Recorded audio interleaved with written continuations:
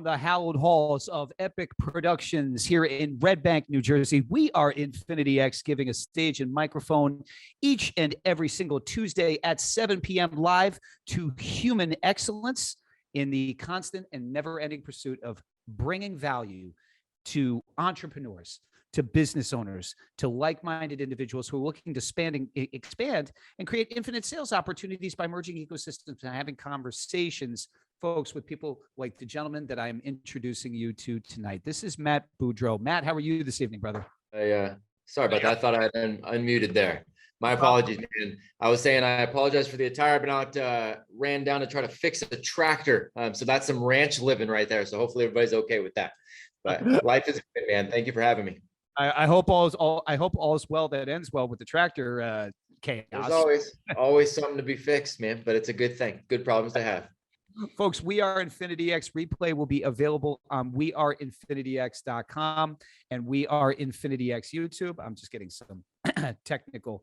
Are we good, Danny? All right. So replay weareinfinityx.com, We Are Infinity X YouTube, Apple, iTunes, Spotify, all the different verticals that are out there. And folks, I'm really, really excited about this evening because I had the opportunity to meet Matt a little bit more than a month ago, Matt, right? You've been doing some traveling over the past couple of weeks, but what hit my heart is, and I'm always so inspired by human excellence, because it comes in so many different shapes and sizes.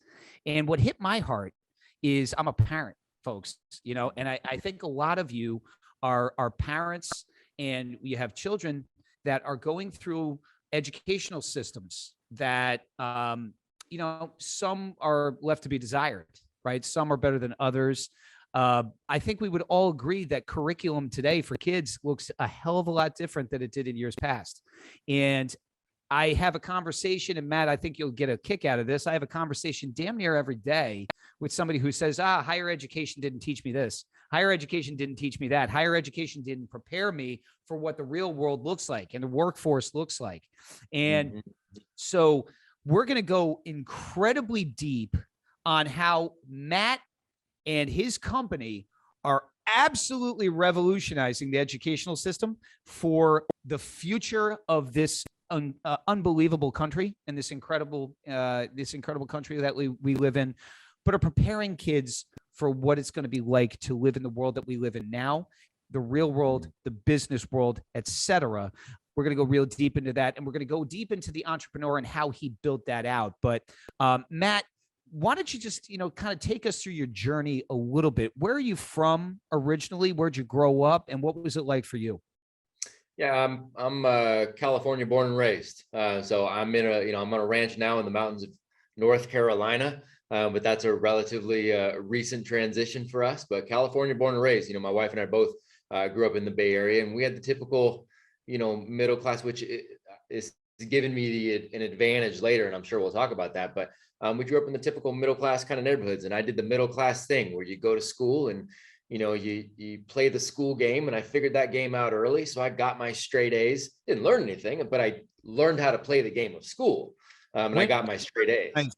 When did you recognize that there was a game going on? 5 years old. 5 years. I remember it very, very clearly. I remember sitting down and being grouped together and in Mrs. McShane's kindergarten class. And I remember them putting us in different colored groups. And I remember looking around as I was sitting at the table, and I went, okay, that's the green group over there. They don't think the green group can read very well. Whoa. That's the blue group. They think they're a little better. We're the red group, and this is who they think are the best readers in the class. And I remember figuring it out at 5 years old and went, okay, they're kind of dividing us. And so I started watching for patterns. So I remember very early on, I remember also in third grade thinking, okay, I've got this school game figured out. I know how to get A's and make sure everything goes well without really having to put much effort in. I figured it out very early on. So, so school became about sports. It became about girls, and I got good at both and graduated from high school and went, okay, cool. Well, I've never had anything lower than an A. but now what? Well, I guess I go to college because that's what everybody says you're supposed to do, right? So And were you the valedictorian of your high school? I would imagine. Like, I wasn't the valedictorian. There was a lot of people with 4.0s through, and there were some that took the extra AP stuff to get like the 4 point. That's when you could get hired, started to be able to get hired in that 4.0, so A plus. plus plus. Yes, exactly. Yep. So, go to college and get my straight A's there. Was actually offered a job at the White House coming out, which I had turned down, which is a whole separate story. Wow. But it was the same thing. I got my straight A's and I came out and went, now what? I just got better. I got better at sports. I got better at girls. Now I'm in debt and I still don't know who I am or what I have to offer the world, And so that was, those ended up being really kind of key moments and key insights later as I got back into the world of education. Understanding that from that perspective has definitely helped, as far as building out what we're building now globally. And so, folks, we are Infinity X. We are infinityx.com. Replay there. If you do have a question for Matt, smash that into the chat or post it on the replay on We Are Infinity X YouTube when we replay when we post the replay of this, which will be in about a week. But Matt, where did you go to college? I went to a small state university in California, Chico State University. Yep, went to Chico State and study there. Kinesiology. And it was, again, I didn't know what I wanted to do or who I was. I just knew I liked sports.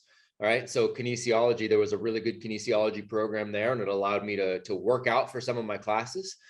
So that was what I chose to do. Got it. It was fine. But again, there's nothing that I took out of it that I went, oh, okay, well, this is now pointing me in a direction or really, lighten me on fire. I applied to the Secret Service my senior year, went through that entire process and was again offered a job out at the White House. And it was actually a Secret Service agent that talked me out of it, but he talked me out of it right before graduation. So I graduated and went, cool. Now where do I go? Are you allowed to speak at all about why you chose not to go the Secret Service path? Yeah, I mean, I don't want to blow his, kind of his things. The reality is he told me things that it came down to an integrity play where he said, you know what, look, it was a family friend, somebody I'd known for a long time. And he says, you're going to have to sacrifice your integrity. There are going to be things that you're going to have to say or not say that are not going to be, accurate in terms of what's portrayed in the public. And you're just going to have to go along with that. And you may see things you don't like, you may see things you don't you don't agree with, but you're going to have to go along with it anyways. And I don't think you want to sacrifice that integrity. He said, do what you want. I just want to give you that heads up. And I took that to heart. And there was something in there where I just went, okay, I think that's not the route. Got it. So did you have student loans? Yes, sir. Sure did. Even though I was working to put myself through, I left home at 17, never to go back, and didn't want to take another dime for the family, from the family. So I paid my own bills from 17 on, but I definitely had some student loans in there helping me with the tuition part of it. Yes, sir. And I love that, but folks, you're about to watch just the evolution of the entrepreneur right here. This is so phenomenal. So what did you do to support the cost of education while you're at Chico State? Oh, I had multiple jobs. While I was at Chico State, I worked for Bank of America for quite a while. That was my main, because I could start working for them when I was 18. So I worked for them throughout the entirety of being there. I ended up managing two, I guess, apartment complexes so that I could get cheaper and ultimately free rent. And then I also, as I turned 21, I had started. That, by the way, did you negotiate that, Matt? Where like you went to if it was there like an opportunity for employment, you went and said, "Listen, I'm going to manage this, but I need you to give me shelter as a result of." Is that something that you? Oh yeah, so it was the first one was a very small complex, and there was a big rent discount for putting in like 15 hours a week or something like that. And it made it like $200 a month. So I was like, hey, I'm on it. But this guy had multiple properties. And I said, look, there's one property in particular that you have. the minute that there's an opportunity on that, I want to go take that position, and I can do a whole lot more hours for, I want that specific unit, and I want to have it for free. And he was fantastic. He was a phenomenal entrepreneur himself. So I got to have that. And then I had always been a competitive martial artist as well. And so I had started dabbling in mixed martial arts, in college. And so a bunch of the fighter buddies were bouncers at a bar. So when I was 21, I got to add that to the resume too. So Friday nights and Saturday nights, I was out bouncing at the bar. So B of A, managing the complex, bouncing at the bar to put myself through. Amazing. Amazing. And so you graduate, you recognize that you don't want to be a member of the Secret Service for a variety of different reasons. So now you're left with a mortgage, essentially, in student loan debt, right? And recognition that your education may or may not have prepared you to enter into the workforce. So what'd you do? Yeah. So I stumbled upon my first gig, and this is one of those, it's one of those things where I stumbled upon one, but wanted to do the best thing that I could while I was there, which led to multiple things. So I actually graduated. I was at a mall with a girl that I was dating, and I walked inside, to a store, and they said, "Hey, are you guys interested in potentially working here?" It was one of these, it was Abercrombie and Fitch, if I'm honest. So, it was back, I was in shape at that point. I graduated, was a whole lot better looking than I am now with all this gray hair on my face. And so they said, "But do you want to work here?" And I was like, I don't know, man, I need a job, but I need something that pays well. They're like, "Well, have you graduated college?" I'm like, "Yeah, I graduated like 2 days ago." They're like, "You can be a manager, if you want to do it." So I'm like, "Cool, sign me up," because I need a gig. So, ended up managing stores there, and didn't love that. Like the people, didn't love that, but knew that I was going to at least do the best possible job that I could and look for opportunities to move forward, be kind of that intrapreneur mentality. Right. And so, within a few months, I was running or I was assistant manager at the San Francisco store, which is one of the largest stores for them. And that actually ended up leading. I was there for a few years. One, met my wife there. So that's definitely, don't look, back on that with anything but fond memories. Two, Right. helped a gentleman that came in, again, just trying to go to the best of my abilities, helped his kids. And we got done. He takes me to the side and he's like, "Hey, you like working here?" I said, "Oh, I love coming to work every day. I love getting to work with people." He's like, "Yeah, but do you want to just stay here?" I was like, "Well, depends on what you're talking about." He says, "Look, I own a pretty big business. I would love for you to come work for me. I love your attitude, your mentality, your service. I think you're a natural leader. I'd love to bring you in." So long story short, it was Mark Mastroff, who is the founder of 24 Hour Fitness, part owner now of the Sacramento Kings. Right. So I ended up going to work for Mark and running his flagship 24 Hour Fitness Club in the Bay Area in San Ramon, California. And it ended up being the same kind of story. Was there a couple of years. And then somebody kind of recruited me out of there and went, "Hey, we've got a really good opportunity for somebody that can stand up and speak at Stanford University." And so that's what put me back into the education game. I actually went to work at Stanford first. So who was it at Stanford, and what was it that you went to do? Yeah. So the gentleman was the head. He was the controller for the entire university. Right. So he was the head of all of the finances, and what they were doing was they were putting together a corporate training platform. They didn't really have that. They worked with everybody on campus. They worked with staff, students, parents, professors. They worked in every aspect, and they were putting together kind of this training thing. And he's like, "Hey, I watched the way you're dealing with things." He had seen me do a seminar at 24 Hour Fitness. He's like, "You're a good communicator. I'd love to have you come join us there." So I got to really see the ins and outs of the university from all different perspectives, which was the start of me saying, I remember that game I played when I was 5. Interesting. They're still playing a game here at the elite levels of the university. There's still a game going on. Isn't that interesting?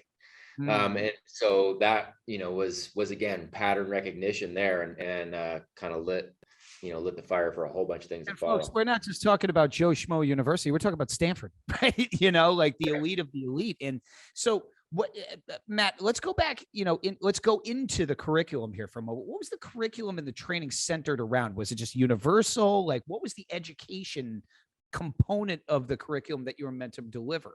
So it was all depending on who the audience was. It was how they deal with the financial side of the university. So, if I was working with the parents, it's how do they pay all the different programs around how they can pay tuition, how they can get money to their child, what they can, of course, trying to funnel them to be future donors. It was all that stuff. It was with the young people. It was teaching them how to come in and actually handle their business and pay their bills and do their things on campus, depending on where they were.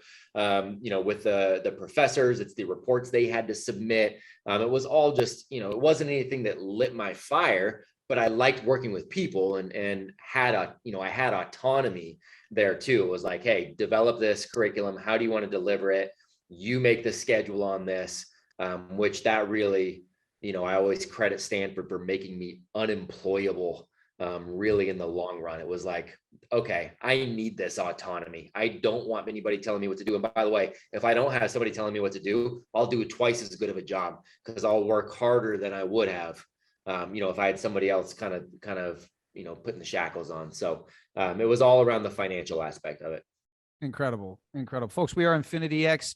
Replay on weareinfinityx.com. We are Infinity X YouTube. And so, Matt, you're starting to identify patterns here. Yep. Right? Going all the way back to when you were 5 years old, you're seeing the separation, but also, and we're not talking about it again, any slouch, but what types of inefficiencies in the delivery of content to the consumer, or in this case, the client, which is the student of the university who you're seeing, and what aha moment did you have that caused you to take action on moving into the next chapter of your entrepreneurial journey? Yeah, that's a good question. So there were two things that really struck out when I was presenting there at the university level. And people say, "Oh, you were a professor at Stanford." I was not a professor at Stanford. I was a corporate trainer and one corporate trainer of the year at Stanford. So there was a couple of things. One, it became very obvious, and this is more just kind of natural and more intuition, and everybody kind of gets this whole thing, is that you can't teach somebody something they don't want to learn, right? You can't actually teach. I've actually come along to the point of view where you can't really actually teach a human being anything. You can show them, you can invite them to learn something, but ultimately, if I go to David and say, I have got a gift for you, here you go, it is upon you to receive that gift. And so it was very apparent early on. It's like, well, I could pick out. It's like, okay, he doesn't care at all what I'm talking about. He doesn't care. And I can try to entertain and I can try to make it, more fun, but the concepts aren't always sticking because they don't, there was no investment, from the other side. And that's school in general, right? That's a big part of just the system of, there's a sage that delivers the information to people. So I saw the inefficiencies there, but I also saw the inefficiencies and the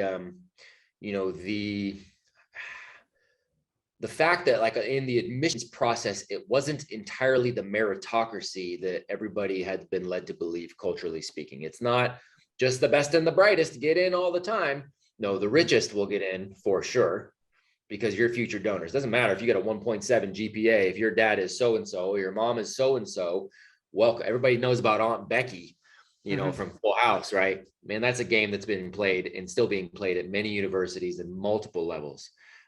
So seeing the non-meritocracy, seeing the game of like, well, if we admit more than 5% of our applicants, well, then we lose our elite status in the US News and World Rankings.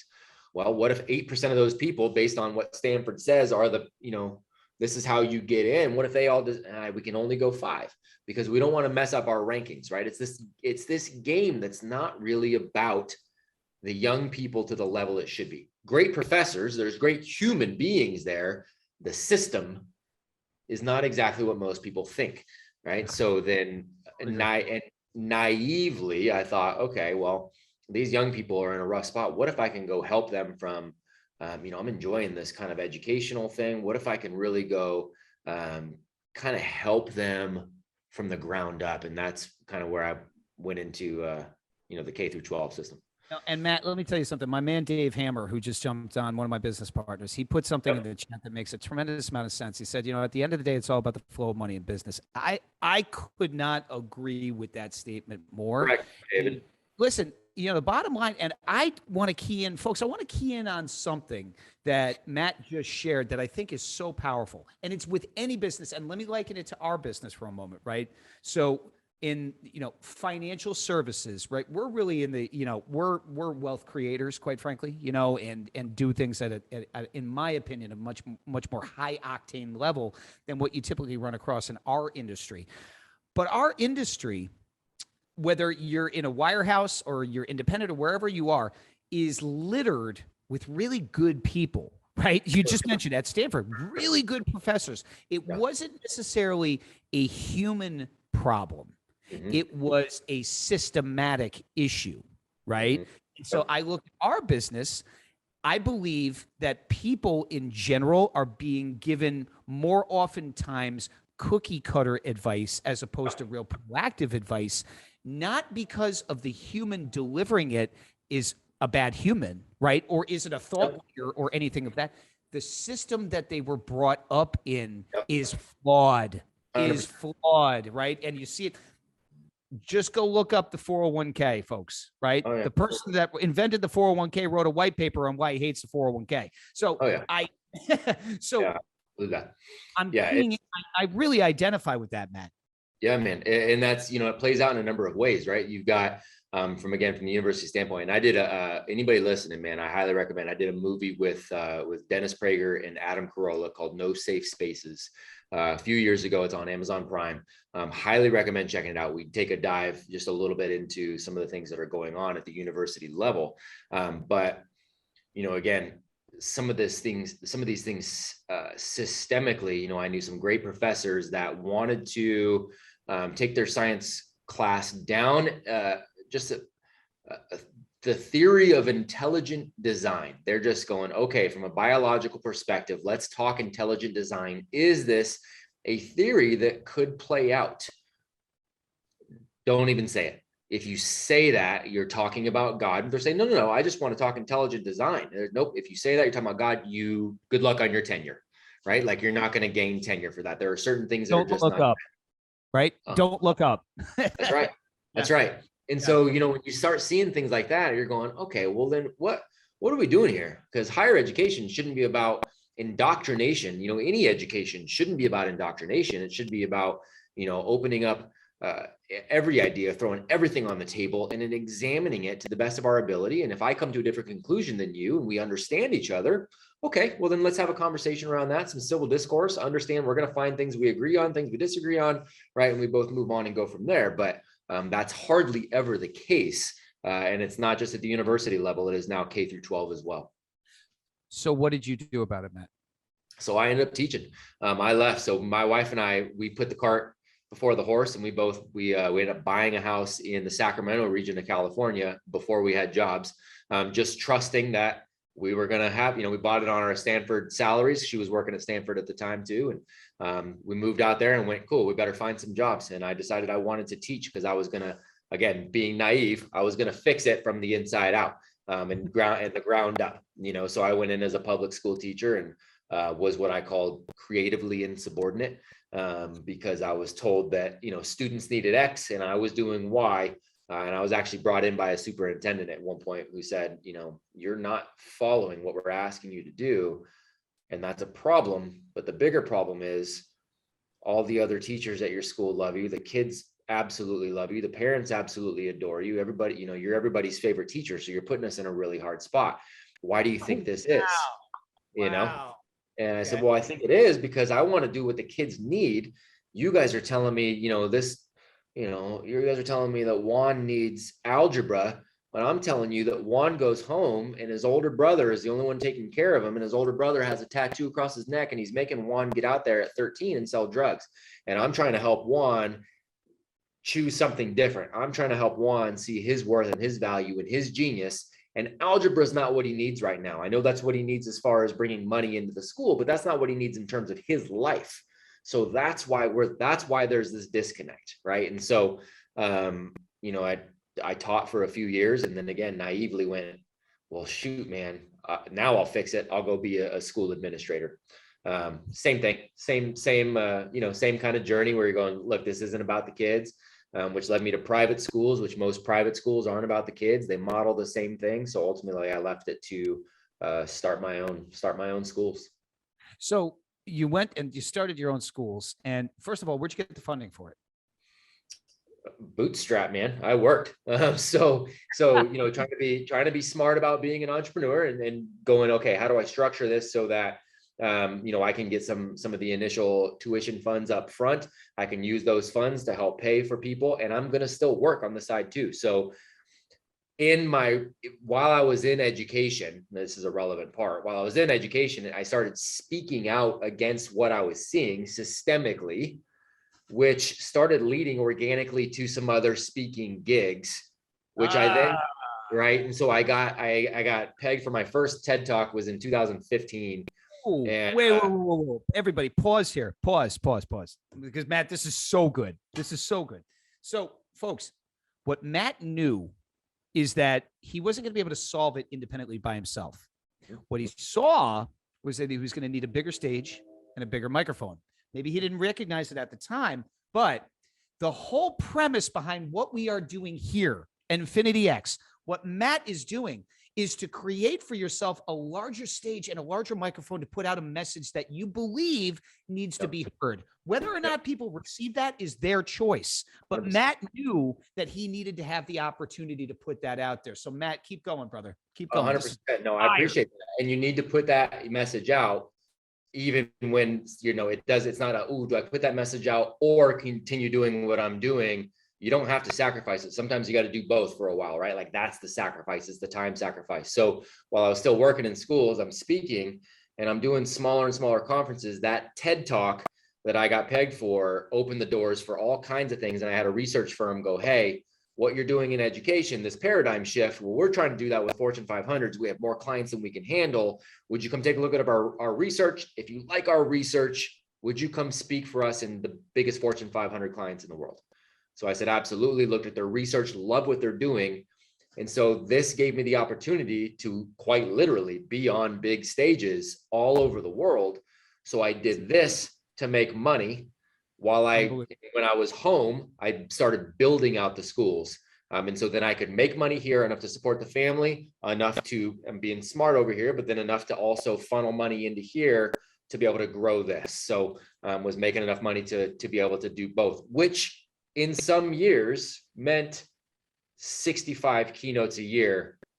And one year that I did 65, 5 of those were in California. The other 60 were out of state or out of country, right? So I was on the road all the time. And then as soon as I was home, I was working on building these schools. So all that to say, my wife is a superhero. Of course. Oh, yeah. That's exactly what was going through my mind right there, man. Yeah, man. Yep, but but when it's supported at home, when there's buy-in, by the way, she wasn't going to buy into that just because, hey, it's got to, you actually had to educate her on what the outcome could look like, right? You had to educate, you had to show the vision, and you had to show that there was going to be steps in business strategy to execute on the vision, right? Well, you bet. Like that helped. But here's what else helped. She and I had been together for a while, and here's what she knew. She knew that if I said I was going to do something, I always did it. She knew that I don't make contracts and then not follow through on those contracts. And she'd seen that pattern for years on end. She knew that if I said I was going to take care of something, I was going to find a way to take care of it. So when I said, hey, I think we need to do this. I think we need to open this school. She's like, cool. Tell me what you need. Let's roll. Folks, we are Infinity X, stage and microphone with human excellence. And we're joined today by Matt Beaudreau. And we're just the evolution of what Matt has created here is just fascinating beyond belief. The dissection of systematic failure, right? Recognition, valid points, right? Recognition of it is just it's absolutely blowing my mind, Matt. So the schematic for a school, been essentially built, right? You took the time to research and to build it out. Talk about the foundational pieces of the school that you decided to launch, when you launched it, what the steps were in terms of enrolling and marketing for it. Take us into what happened next. So and David, I want to get to your, I see what you wrote there too about your daughter too. So I definitely want to make sure that I address that on there. So, your daughter is, and David's asking about a question of, his daughter's about to graduate college and become, K-4 teacher in a charter school in the inner city in Newark. So she's going to see the system firsthand. right? And this is leading into answering that question as well. She's going to see the system firsthand. And I think it's somewhere around 50% of new teachers are done with the profession in about 3 years at this point. Because there are good human, that's at least, you know what, I should clarify, at least it's that way in California right now. I don't know what the statistic is across the country, but it's still high. And the reason is because people, I have no doubt, David's daughter is a phenomenal human who wants to help kids. That's why she's going into this. Most people do.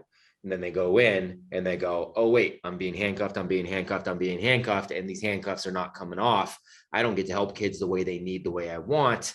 And it's a frustration, right? And so, you know, honestly, David, she's either going to, you know, want to figure out how she can still make impact while still playing the game, right? Almost like that bifurcation, kind of like I was doing while I'm building schools while I'm on the road doing this. And it's almost like two different jobs, but it's one. She's going to need to either get her mind to where she can go, okay, man, and I'm going to make whatever impact I can, regardless of the BS and the political garbage and all the nonsense that she's going to face. Or she's going to need to make as many connections as she can, help as many people as she can, and figure out how to parlay that into something else that is now an opportunity of running your own school or pods or something like that, where she can do what she wants to do the way she wants to do it. So I'm glad to be along that journey and help anyway, David. So, you know, that's, so coming back to the schools that I started, the biggest thing for me, because these schools, when I say school, we all grew up going to school. So we all have an idea of what school is, right? What I build, they're not schools. They're maybe workplaces for young people. They're true centers of education. You can call it whatever you want to call it, but they are not schools as you and I know it. So the most important thing for me at the very beginning, just as it is now, is finding the right people. I have no desire to sell somebody on this. Hey, you should come here and here's why. I lay out, look, this is so different. You probably don't want to come here. It's going to scare the crap out of you. Here's what we do and here's how this looks. What do you think? And it puts parents into one of two camps. They either go, cool, crazy person, see ya. Or they go, oh my God, sign me up now, because I believe so wholeheartedly in my young hero and their ability to do and tackle what you're talking about. So that was the entire thing. So, by the way, did you just hear what he called children? Young heroes. I love that. I heard him say that the first time that we met. I'm like, oh my God, I see this guy in my future. That's it, man. That's what we call, I mean, look, genius is the default DNA of a human being. I want you to understand that. Genius is the default human being. And then other human beings, us adults, go through and start messing it up really, really early. A lot of times we do it in parenting and we do it in school. That's where we do it the most. And so we start adding garbage. It's like taking this beautiful, pristine ocean and we start throwing a bunch of trash in it. And then we go, why is it dirty? Well, we're throwing the trash in it, right? And so the schools I build are all about preserving that clean ocean. And if there's any kind of garbage there, we want to pull it away. And it's not doing school to the young hero. It is pulling things away so that they can experience education and get that DNA genius out of them to go forward and go change the world. Okay. That's the whole thing. So we need the right mindset for that. So folks, so we're about to go next level here, because you're going to see replication from one school to multiple schools internationally. By the way, I'm not just talking about here domestically. I'm talking about across the globe. It started with the first school. So Matt, here's what I'm going to ask you to do. I'm a parent. Yep. I'm a parent of three, right? One who is, God bless her, graduating high school in 2 days. Cool. I have an 8-year-old and I have a 4-year-old. Wow. And I would like you to talk to me as if I was somebody who is evaluating if I wanted to send my 8-year-old to your school. Mm-hmm. Walk me through what that conversation looks like. Yeah, it's a really good question. I like that you asked that. And it's ultimately been, we have had to filter out so hardcore, but the demand has been so big that I have this question from parents in an auditorium every month with probably about 100 prospective families coming in that we may have 1 or 2 spots open, right? And so inevitably these kind of things come up. So here's how I always start these conversations is I just let everybody know, because again, I want people to hit the road if this is scary for them. I say, look, the ideal day on our campuses is that none of the adults show up on purpose, meaning none of the staff here shows up. The kids, the young heroes don't notice, they don't care, and nothing changes. And they say, okay, that's cute, that's fun. I'm like, no, that's real. That's real. We can, and we will, and we have had that happen on purpose. The young people are wildly capable. So do you believe in the inherent genius of your young heroes? Do you believe that you have parented them in a way that they have got character? They actually believe in treating other people the right way, and they act it out in their day-to-day life. Do you believe they have the ability to figure things out and to learn, and that learning is a natural state of the human condition? Do you believe that they can take on 10 times more responsibility than the culture says they can? Because the culture says kids aren't to be trusted. And they said that to us too, which has now made us adults that believe kids aren't to be trusted, right? Have we raised them in a way where we can actually give them a ton of responsibility, where they can run the day, have great, fantastic conversations, they can clean, they can cook, they can make the entire day work, they can run businesses and make a ton of money, and they can help each other and teach each other in the process? Do you believe that that's a possibility? That's where I start. Because if somebody's like, there's no way, then great, there's no way. You just made it so. It's not so, but you just made it so for your hero, because that's how you're going to parent at home, right? So, when I ask people, what do you want for your kids? What do you want? What do you want for your kids? You've got somebody's about to graduate high school, you got an 8-year-old, you want a 4-year-old. You look into the future, what do you want for them as a parent? No wrong answer. What do you want? An equal playing field, number one. Number two is opportunity for them to expand on their lives and their wealth without the confines of, corporate infrastructure BS. You know what I mean? Like without, I want a world where my kids don't have somebody who doesn't have a vested interest in them having vested input on their growth. So a couple of things I'm hearing is, one, you said specifically, I want a world where. Do you have control over what happens in the world? Of course.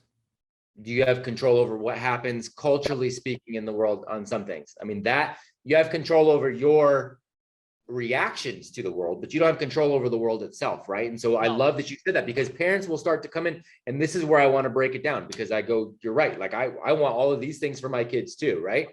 But the reality is, we're not going to control. There are certain external factors you and I will never get to control. And we don't even know what all those are going to be. We don't know what things are going to be relevant. We're talking right now on a Zoom platform. In 10 years, is Zoom a thing? I don't know. I have no idea. 10 years ago, this iPhone didn't exist, or 11 years ago. Who still talks on Skype, right? Yeah, exactly. I know. Right? I know. We have no idea. So there are certain things in the world that we're not going to be able to control. So it's much better in my mind that we control. It's like, do we make a better world for the kids? Well, we can't do that. So let's make better kids for the world, right? Let's make better heroes that are able to go out there, right? Wow. So what you are saying is you want opportunity, and you want an equal playing field, and you want them. And I like that you're saying, look, there are certain things that are within your control. You bet. And that comes from a mindset. So when we're talking about the young heroes and people want to go, well, what is the curriculum there? There's a lot of things that we do to make this happen, but the curriculum is self-awareness, because you've tried so many things. You know exactly what you're good at. You know what you're not good at. You know what you want to get better at. You know what you suck at, what you hate, what you love.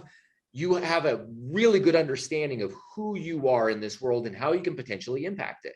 You also have a self-confidence level that has come from actually failing and doing some really hard things and having to get back up and being resilient and trying again. You've actually done some things. It's not a fake confidence because you've just been doing affirmations in the mirror, but you haven't been backing it up. No, you've been taking on hard challenges having hard conversations since you were 5. And so now that you're 18, that's normal to you. Hard conversations and thinking is normal. Civil discourse and not bringing emotion into it and weighing evidence and changing your mind if better evidence is presented, well, that's normal to you. Running multiple businesses, that's normal to you. Taking on massive responsibility, normal. Helping people who are younger than you, normal. Conversing with people who are older, normal. We normalize those things early. And so the 18-year-old that comes out of that is an adult. I know 40-year-old children. I know 12-year-old adults. The kids that come out of my school, there's the heroes that come out of my organization are adults, and they're adults very, very early on. We are Infinity X with a stage and microphone for human excellence right now, folks. If you are not eating up what Matt is spitting out, you don't have a pulse, quite frankly, because I'm just looking at this.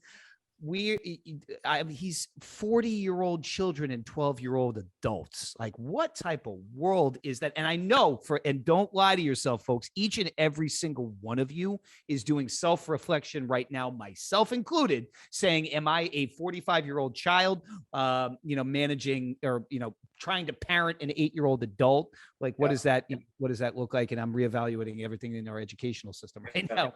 Yeah. But, Matt, I have to ask you a question. So that's all that. So as the parent, right? Yep. Now I say, hey, that's all well and good. That's cool. That could be a whole bunch of lip service. How do you do that? Yeah. So the best way, the how is the long tail game of how we eventually get adults out of the way. So we start developmentally appropriate, right? You're looking at your 5, your 6, your 7-year-olds. You got the youngest among you. They develop through play. That is what they need. They do not need to get ready for kindergarten. They don't need to get ready for and get academics crammed and get ready for tests and all. That is the worst thing we can do to a young mind that is not asking for it. If they're asking for it, great, give them as much of that as they're asking. If they're not, you don't. So what we do is we set up our younger studios, and it's a mixed age group. So in those younger studios, they'll be 5, 6, 7, maybe 8 years old, all working together. And they work together all throughout the day. In a very, very much like a Montessori-esque type deal. It's very play-based.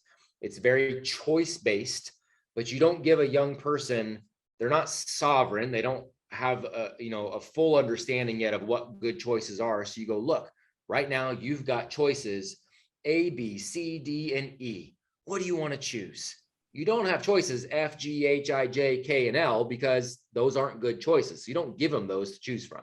So you give them these choices. The choices usually have to do with, game-based learning, some manipulatives where they can start to learn without, in their mind, they're just playing games, right? So they've got times during the day when they're doing that. There's a ton of free play. They also get into the Socratic mindset conversations. We don't ever answer any questions, ever. The adults do not answer questions. Not one. We don't answer questions, and we do not lecture. Neither of those ever. We do not do direct instruction.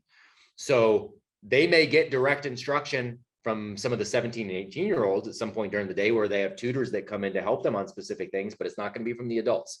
It's going to be from the older teens that are coming in and helping tutor on things. So what do you do? Do you frame it with a question, right? So if the child comes up and asks you a question, then do you reframe that with a question back to them, or how does that work?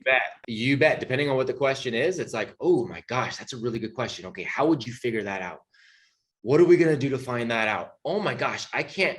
That sounds like an interesting scenario you have right there. I cannot wait to see what kind of solution you guys come up with. Come back and let me know when you've got a solution. This is awesome.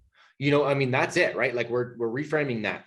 So they're learning every day. They're having Socratic conversations every day. And a Socratic conversation is usually a hard choice between an A and a B. The answer is usually somewhere in the middle, but they're learning to know I've got to pick one side and I've got to try to defend it and bring the best evidence possible. But more importantly, we implement the rules of engagement of a good conversation early so that they know what a good conversation looks like. They understand how to communicate their point succinctly. They understand how to provide evidence. They understand how to stop and pause and listen to what somebody else says and reframe what they said to make sure they understand. They have these rules, right? So we start to put in these kinds of systems. if David Hammer comes over and he starts messing with me while I'm doing one of my jobs, we put in a system where I can say, hey, there's an internal monetary system where I can utilize that to put him back on track. We create contracts in the studio of behavior. They get to choose. So again, it's a multifaceted systems that we implement one thing at a time until they get it.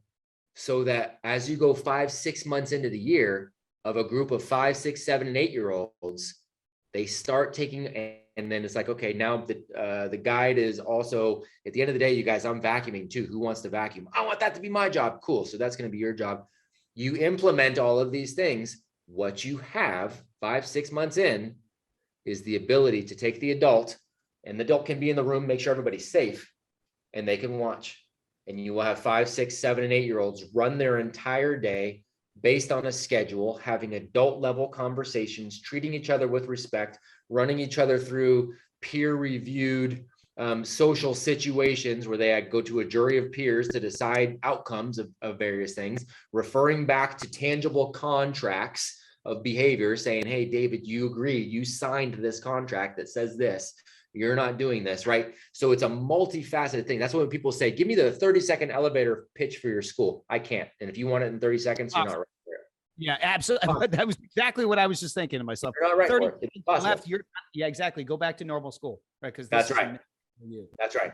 And so we are Infinity X, stage and microphone, human excellence. This is Matt Beaudreau. So Matt, I apologize. I didn't mean to cut you off. So keep bringing it. Tell me more. So now that you've got that kind of foundation, right? They have learned, and by the way, in these games that they're playing, in the having the olders come in and all this, they eventually not only start getting associated with, you know, the academics of school, but they will teach themselves, or other students will help teach them how to read. That usually ends up taking place right in that, you know, 5, 6 range. For girls, a lot of times they'll go earlier. The boys will take a little longer sometimes. Normal, totally good, but they've developed tight bonds. The social emotional is locked in. So then as they move up to elementary, the games just get more intense. The games get more robust. The games go more in depth. We're still not ultra focused on academia. The social emotional is still there, but they start to take on entrepreneurial endeavors too. They all launch businesses. They either launch a new business every year, they either launch one every year, or they take their existing business into perpetuity. So, and people go, okay, that's cute. It's a cupcake business. Maybe for some of them, you bet. But it's also pretty cute that we have horses, because my daughters bought their first horses when they were 9 and 7. They bought them. So drop the mic right there, folks. Seriously. Some of the businesses are cute. Have you guys looked at the price tag of a horse at any point? You know, it's not exactly inexpensive. That's crazy. That's right. Crazy. So, you know, it's that same kind of framework, but it gets expanded. They also start taking on more responsibilities on campus. They're responsible for going in and helping some of those youngers. They're responsible for, you know, some of the bigger chores, maybe cleaning some of the bathrooms on campus and things like that. They start to be more responsible. Then as they grow and get into, and they start doing a lot more public presentations at that point too. And as they go into middle school, that's really where they're going to tackle the majority of their academia. All of this 12 years of school to finish all of this kind of stuff. Our students will do all of that in 3, 4 years. I mean, depending on what they're doing, they're setting their own goals as far as how much they want to tackle that. They start setting those goals in the elementary studio, actually. Like, this is what I'm going to take care of today, academically speaking, during this time. And I'm going to plot it out. Today, I'm going to really just focus on math. That's really what I'm going to do. I'm not going to do anything else. So I'm going to focus on this and just knock this out, because I know at the end, you know, at the end of the month, I want to try to get this badge, and this badge that shows I've knocked all this stuff out. So they start to learn to plan their own day in the elementary side. So middle school, by that time, they're ninjas on taking care of their own, you know, stuff.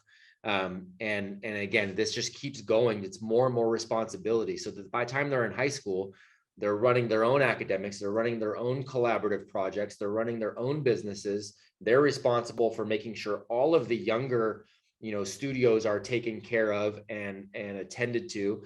They are working on internships and apprenticeships in the community in areas that they want to work. And they're even doing things like my chef at my main campus is a student, and he cooks real food every single day, hires other students, and it's his business, and the parents pay him directly, and he makes real meals, organic meals every single day, and takes all the orders, and right. So they're doing adult level work. So it's a long tail game of doing it this, and the other part of that on our side is making sure parents get out of the way, because there's disagreement in the elementary school, and parents are like, we need to call a meeting and we need to have the other parents there. I'm like, nope, they've got the tools to work it out. You need to back off and let's see what happens here. And but this upfront, that has to be an upfront contract, I would imagine, with the parents, right? But You and bet. that is probably what scares the You bet. parents off the most, right? I would imagine, or one of the things that scares them off in terms of enrolling their child or their young hero into your curriculum ahead of time. Am I right about that? 100% it is. And so we actually have, preparing the kids for the real world, like no formal education. That's exactly right. That's the whole point. And I love what you said, it's got to be a part of the parent contract. It is literally the parent contract, meaning at our first exhibition. So we do, the students will work on collaborative projects as well, right? They'll always have individual projects they're working on, but every 6 weeks, there is an exhibition of work of some structure that we put together, and there's a collaborative project that they take on. And this may be just within their studio. It may be the entire school working together. There's a number of ways it plays out, but then we'll have that 6 week, boom, we invite the parents in, the community in, and there's an exhibition put on by the heroes, right? At the end of that first exhibition, we quite literally have a parent contract signing ceremony where the parents are signing this contract and making promises to their heroes in front of everybody else, because we want the parents to know you're accountable for leading this way at home too. You're accountable for leading by example. You're accountable for trusting this young hero to figure it out, and to really be able to tap into that genius. And you got to get out of the way so that you don't muck it up. Folks, we are Infinity X with the stage and microphone for human excellence. My mind is just exploding right now. I mean, anybody who's a parent, and look, I don't want to generalize, by any stretch. Everybody's unique in their own parenting, but I look at, my own parenting skills, and I'm like, I came up in the schooling system, and I'm saying if I introduced my children into this platform, I would have to sign that contract. I would have to get the hell out of the way, because everything that I've been taught and everything I've seen is, not provoking what this ecosystem of mastery is creating, right? That's what was going through my mind the entire time, Matt, is that this is its own self-sustaining, evolving and growing ecosystem, where all of these young heroes are going to continuously expand amongst one another as they graduate out into the worlds where they're already running their own businesses, for God's sake. That's exactly it, right? Like that's exactly the thing. And I think you're frozen over here, so I wonder if you can hear me. Sure can. Can you hear me, brother? Can you hear me? Frozen on. Check 1, 2. Yep. Frozen You got me? on my side. Can you guys hear? We sure can, buddy. Can you hear us? All right. Here we go. I got you now. It was frozen. I'm sorry. So, no worries. So yeah, I mean, that's exactly it. And it's, people go, okay, well, is this the panacea? It's the land of perfect. And I go, no. That would be just as dangerous. The land of perfect would be just as dangerous, because the world is not, the world's not perfect, right? The land of perfect. So it's the land of things are going to happen. Things are going to break. They're going to fail. They're going to fail forward. They're going to fail publicly. They're going to have hard conversations with one another, so that when they graduate, that's just normal. That's just part of life. And we had one of our graduates come back. So this young man actually graduated, walked across the stage, got his diploma, and then walked right into a $60,000 a year job that was normally, the company had only ever, and this is a national company, they'd only ever hired college graduates, but they hired him because of what they had seen throughout, his tenure at the campus and at the school. They hired him straight out of high school. He went in and started managing these college graduates. And so he's coming back and sharing with our high schoolers. He's like, yeah, you got these guys that are, that are reporting to me, and it's so interesting. They don't understand how to handle conflict at all. So I'm having to walk them through our peace table process. He's revisiting all the things that we did as he grew up, and he's now implementing that in the workplace to lead all of these college graduates who have no idea what's going on. And again, I'm not knocking, I've got graduate degrees, so I'm not knocking college graduates. I'm just saying there are so many that are not prepared in the way that they could be and should be if we're really cared to pay attention, I look, Matt, I could not agree with you more. I graduated from my institution with a 3.0 BA in communications and literature. Yeah. I have applied exactly zero of that. Well, maybe my communication skills a little bit, I would say, but literature has played zero in my world. Yeah. While you were speaking, I was thinking about all the different non-electives that I had to take during my college years: karate, golf, things of that. I mean, golf, I actually, am trying to apply, but, but listen, at the end of the day, when I left, when I got that diploma and that piece of paper, the next day didn't have the first clue what type of impact that I could make in the world. 100%. Very clear about it right now, brother. Very, very, very, very That's clear right. about it right now. That's right. It took 25 years for that to develop. That's right. And so many people never get there, right? Or they just follow the path that was laid out for them. What would happen if we just unleashed a population of young heroes who had a pretty darn good idea? And even if at that point they didn't know what they wanted to do, they knew how to find out, because they were still on this hero's journey. They were still on this path. They knew the cycle. They knew the necessary steps of how to take on more responsibility and how to go to provide more value. And they knew some of the things they definitely didn't want to. What if they knew that and just had that head start and had the self-confidence to figure it out? Because the literate here in the 21st century is not just, it has nothing to do with reading anymore. It has to do with your ability to learn and your ability to unlearn. That's literacy now in the 21st century, because things are changing so fast. You've got to be able to adapt. You've got to be able to see patterns. You've got to be able to jump ahead of those patterns, go provide value and help people within those patterns. And then as the world changes, you've got to be okay changing with it. Otherwise, you're going to get lost, right? You got to have that kind of awareness. And that's what our young heroes have. It's a vast difference. Incredible, folks. We are Infinity X with a stage and microphone for human excellence. We are joined by Matt Beaudreau. Matt, the name of the school and the company is what?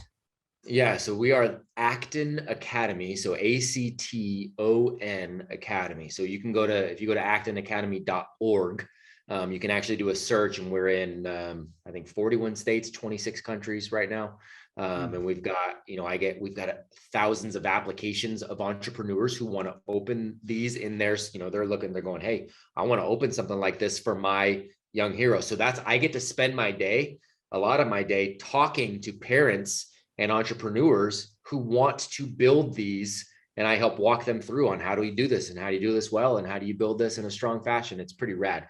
And we named it Acton Academy because Lord Acton is famous for saying, you guys have probably heard it saying, power corrupts, absolute power tends to corrupt absolutely, right? And so we're paying homage to that decentralization of power where all the kids have voices too.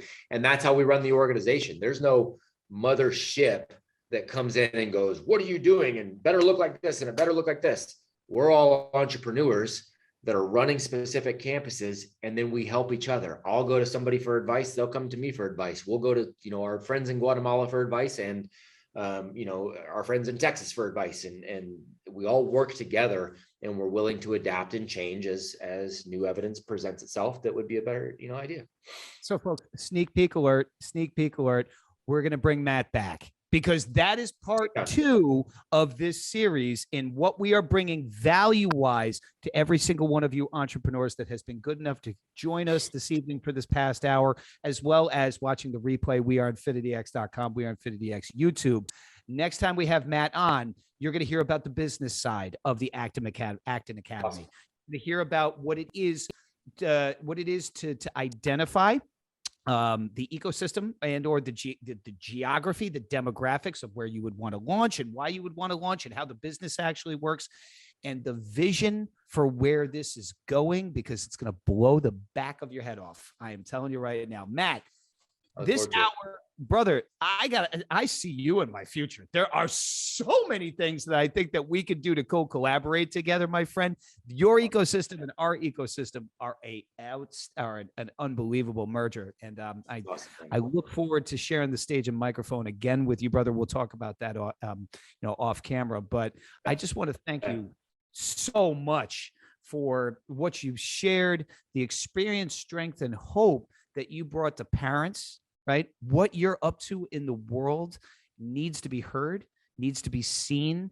And I value it, my friend. I truly value it. And I cannot wait to introduce the business component of this to the entrepreneur out there, because they may very, very well have keen interest in joining your journey.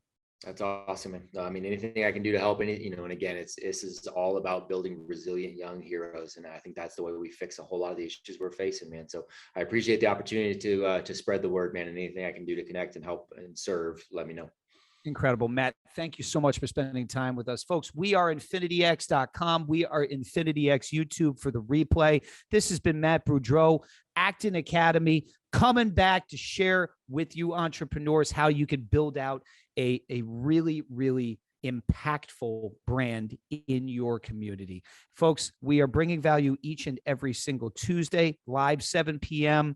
Replay again. We are infinityx.com. We are InfinityX YouTube. Matt, thank you for rocking with us. Folks, thank you for spending some time with us this evening. We'll see you next week on another episode of InfinityX.